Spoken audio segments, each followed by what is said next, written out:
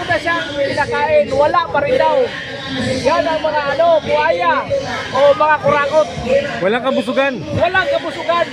Walang mga kabusugan yan. Kaya yung mga ganong mga klaseng tao dapat imulis na yan sila dito sa ating sa ating mga sa pamahalaan. Dapat pababa na lang yan sila. Maraming salamat po. Oh, maraming salamat. Duterte pa rin tayo, Duterte. Ano pa ba masasabi ng Pamor ba kayo sa bitay? Ipapasa ng bitay? Pag napatunayan yan, dapat pabor kami sa bitay. Pag napatunayan na sila talaga ang may number 1 na kasalanan, yan. Ano natin yung bitay talaga. Ating ipatupad. Ato ang ikuan yun na mudaog ta. Wala demonyo na mudaog. Mudaog na gyapon ang mga Bisaya o mga Tagalog na magmamait din. Bisaya, lahat. Magkaisa na tayo. Yun lang ang panawagan ko. May maaasahan pa ba tayo sa gobyernong ito? Meron pa tayong maaasahan sa gobyerno? Sana nga, meron pang magising na dyan. Magising na sila yung iba. Dapat magising na yan sila. Yung mga mababait pa dyan, dapat kumilos na kayo. Yun lang po. Ayan, talagang Duterte! Duterte! Duterte! Duterte! Duterte!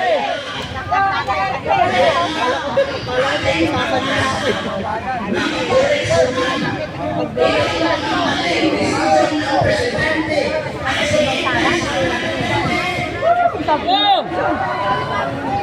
Nakot kasi si Martin ang baboy na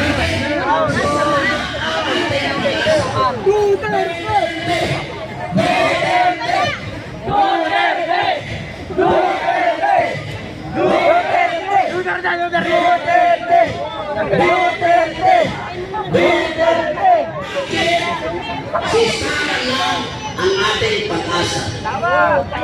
Dahil matino ang kanyang pag-iisip. Hindi katulad ni Bongbong Marcos na nangyayari ang kaguluhan ngayon sa bansa bunga sa kanyang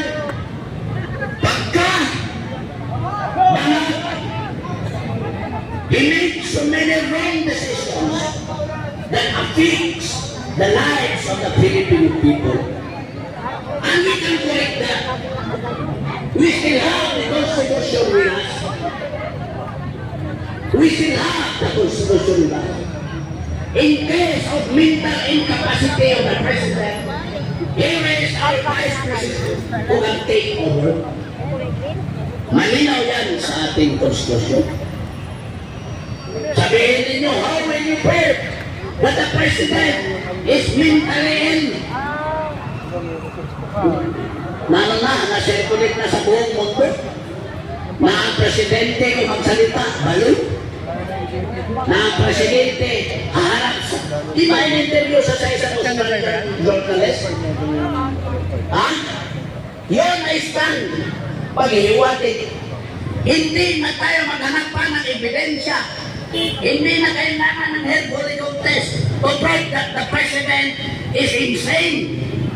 Marami lang ebidensya. Nakikita na no less than the Presidential Communication Office. Show it to the people. Kaya nga minsan pinipigilan nila ang Presidente magsalita kung walang script. Dahil pag may mga tanong, darating ang punto na magkabulol-bulol, magkamali-mali, wala sa isip ang Presidente. Kaya na every time may mga affair, magbasa ang Presidente sa script. Pero pagdating sa question and answer, walang masabi. Dalawa, isang question lang. Alis na yan. Dahil nga sa pag-iisip. So, Filipinos, will we allow Bongbong Marcos to continue being the President of this country? Yan na ipabot natin sa kanya. We have no longer, wala na tayong pag-asa sa iyo, Bongbong Marcos. Bumaba ka na. Bumaba ka na. Bumaba ka na. Bumaba ka na. Bumaba ka na. nung sinabi ni President Reagan sa kanyang ama, step down, cut and clean. Step down, cut and clean. Naalala niyo yun? Kailan yun niya sinabi ni Reagan? Kailan yun? 86, EDSA, pero dapat huwag na niyang antayin. Hindi, kung ako sa president, huwag na niyang antayin. Kaya nga, pinahinto niya ang impeachment. Pinahinto niya ang impeachment. Dahil nakita niya na nang-impeachment kay Iraq. Di ba? Napatansik din si Iraq. Side sa rin. So ngayon, the best way, as a graceful exit of President Bongbong Marcos in this situation, in this crisis situation we are in, is to step down voluntarily and give the possession to PP Inday Sara Duterte.